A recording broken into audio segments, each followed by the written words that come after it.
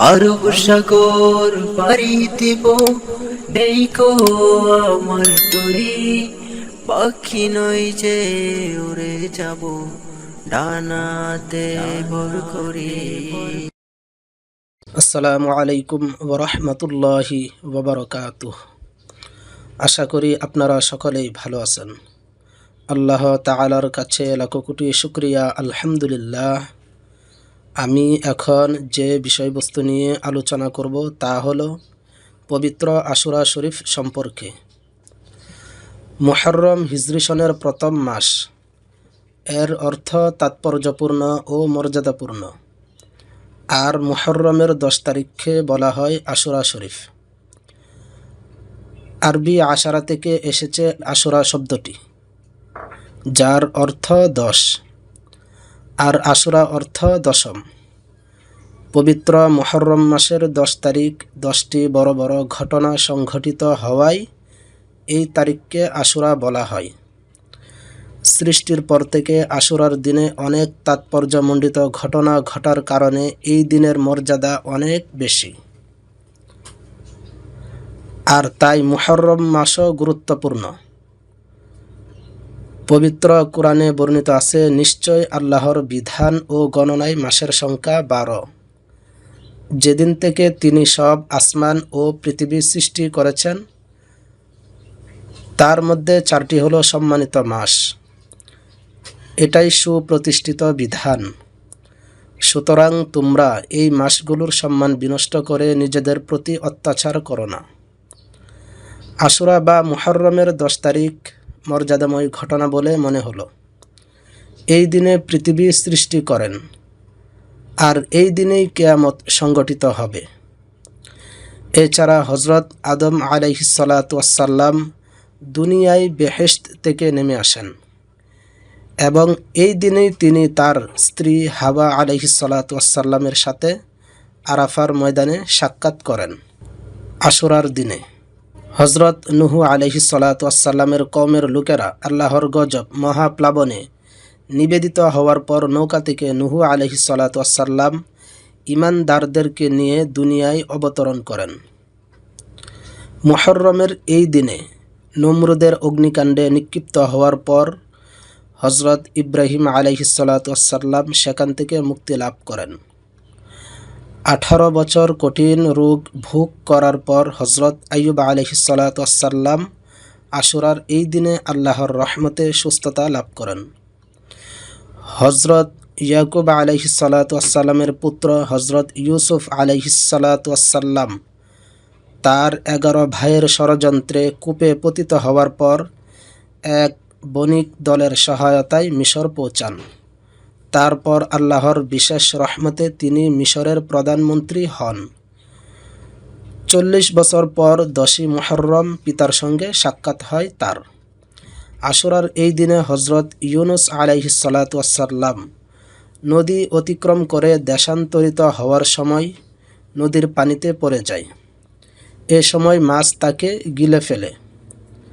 10এ মুহররম মাসের পেট থেকে তিনি আল্লাহর রহমতে 40 দিন পর মুক্তি পান। হজরত মুসা আলাইহিসসালাম ফেরাউনের হাত থেকে আশুরার দিন মুক্তি পান, এবং ফেরাউন তার দলবল সহ নীল নদের পানিতে ডুবে মারা যায়। আশুরার দিনে হজরত ঈসা আলাইহিসসালামের জাতির লোকেরা তাকে হত্যা করার চেষ্টা করলে মুহররমের 10 তারিখে আল্লাহ তাআলা তাকে আসমানে উঠিয়ে নিয়ে মুক্তিদান করেন। ইসলামের ইতিহাসে বিভিন্ন তাৎপর্যপূর্ণ ঘটনা নিয়ে আশুরা সমৃদ্ধ থাকলেও সর্বশেষ সংঘটিত কারবালার প্রান্তরে হজরত ইমাম হুসাইন রাদিয়াল্লাহু তাআলা আনহুর শাহাদাত বরণই সবথেকে বড় ঘটনা। এ দিনে ইরাকের ফুরাত নদীর তীরবর্তী কারবালার প্রান্তরে মহানবী সাল্লাল্লাহু আলাইহি ওয়াসাল্লামের দৌহিত্র হজরত ইমাম হুসাইন বিন আলী রাদিয়াল্লাহু তাআলা আনহু বিশ্বাসঘাতক অত্যাচারী শাসক ইয়াজিদের নিষ্ঠুর সেনাবাহিনীর হাতে অবরুদ্ধ হয়ে পরিবার পরিজন সহ 72 জন সঙ্গী নির্মমভাবে শাহাদাত বরণ করেন। এক ফোঁটা পানি থেকে বঞ্চিত শিশু, সদস্য, বয়স্ক ও অপ্রাপ্তবয়স্ক, তৃষ্ণার্ত নারী পুরুষ বিষাক্ত তীরের আঘাতে মর্মান্তিকভাবে প্রাণ বিসর্জন দেন। আহত হজরত ইমাম হুসাইন রাদিয়াল্লাহু তাআলা আনহু একা শত্রু বাহিনীর উপর ঝাঁপিয়ে পড়ে যুদ্ধ করে শহীদ হন। অন্যায় ও অত্যাচারের বিরুদ্ধে তার সুমহান আদর্শের জন্য আত্মত্যাগ শুভ বিহবল ঘটনার স্মরণে যুগের পর যুগ পালিত হয়ে আসছে আশুরা। আশুরার এই দিনে অনেক আম্বিয়ায়ে কেরাম আল্লাহ তাআলার সাহায্য লাভ ও কঠিন বিপদ আপদ থেকে মুক্তি পান। আল্লাহর এই সাহায্যের শুকরিয়া হিসাবে নবী রাসূলগণ ও তাদের উম্মতরা এই দিনে রোজা পালন করতেন। একদা রাসূলুল্লাহ সাল্লাল্লাহু আলাইহি ওয়াসাল্লাম মদিনায় এসে দেখেন ইহুদিরা আশুরার দিন রোজা পালন করছে। তিনি জানতে পারলেন এই দিনে মুসা আলাইহিস সালাতু ওয়াসসালাম তাওরাত কিতাব লাভ করেন। এই দিনে তিনি ও তার কওমের লোকজন নীল নদ পার হয়ে ফেরাউনের অত্যাচার থেকে মুক্তি লাভ করেন। তাই এর কৃতজ্ঞতা প্রকাশের জন্য মুসা আলাইহিস সালাতু ওয়াসসালামের অনুসারী ইহুদিরা এদিন রোজা রাখে। হযরত নবী করিম সাল্লাল্লাহু আলাইহি ওয়াসাল্লাম ইহুদিদের লক্ষ্য করে বলেন, তোমাদের তুলনায় মুসা আলাইহিস সালাতু ওয়াসসালামের সঙ্গে আমাদের সম্পর্ক অনেক বেশি। সেই হিসাবে এই ব্যাপারে আমরাই এর বেশি হকদার। তখন থেকে মহানবী সাল্লাল্লাহু আলাইহি ওয়াসাল্লাম নিজেও আশুরার রোজা পালন করতেন এবং তার উম্মতদেরকেও রোজা পালনের নির্দেশ দেন। তবে নবী করিম সাল্লাল্লাহু আলাইহি ওয়াসাল্লাম মুহররমের ৯-১০ অথবা ১০-১১ তারিখে দুটি রোজা রাখার নির্দেশ দিয়েছিলেন।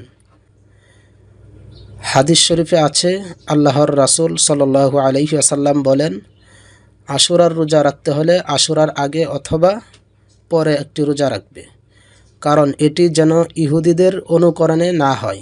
বুখারী শরীফের বর্ণনা মতে মুহররম মাসের প্রথম 10 দিন রোজা পালন করা পূর্ববর্তী উম্মতের উপর ফরজ ছিল। আশুরার দিন পূর্ববর্তী উম্মতেরা রোজা পালন করতেন, কিন্তু রমজানুল মুবারকের রোজা ফরজ হওয়ার পর এই ফরজিয়াত রহিত হইয়া যায়। ফলে এরপর থেকে মহানবী সাল্লাল্লাহু আলাইহি ওয়াসাল্লাম আশুরার রোজা পালনের জন্য সাহাবীদেরকে আদেশ করতেন না অথবা নিষেধও করতেন না। তবে তিনি ব্যক্তিগতভাবে আশুরার রোজা রাখতেন। মহানবী সাল্লাল্লাহু আলাইহি ওয়াসাল্লাম আশুরার ফজিলত সম্পর্কে বলেন, রমজানের রোজার পর সর্বোত্তম রোজা হলো মুহররমের রোজা। এই রোজার গুরুত্ব সম্পর্কে অন্য এক হাদিসে আল্লাহর রাসূল সাল্লাল্লাহু আলাইহি ওয়াসাল্লাম বলেন, আশুরার রোজার ব্যাপারে আমি আশাবাদী আল্লাহ তাআলা এর উসিলায় অতীতের 1 বছরের গুনাহ মাফ করে দিবেন। ত্যাগ ও প্রতিবাদের কথা স্মরণ করিয়ে দেওয়ার পাশাপাশি আশুরা শিক্ষা দেয় অন্যায় ও বাতিলের বিরুদ্ধে নিজেকে বিলিয়ে দেওয়ার চেতনাকে। কারবালার মর্মান্তিক স্মৃতি থেকে মুসলমানরা শোক পালন ও জুলুম অন্যায়ের বিরুদ্ধে সজ্জার হওয়ার শক্তি খুঁজে পায়। মুহররম ও আশুরার শিক্ষা থেকে ত্যাগের মহিমায় উচ্চবিত্ত হোক প্রতিটি মুসলমানের জীবন। আমিন। আরব সাগর পাড়ি দিব, দেখো আমার তরি, পাখি নই যে উড়ে যাব, ডানাতে ভর করে।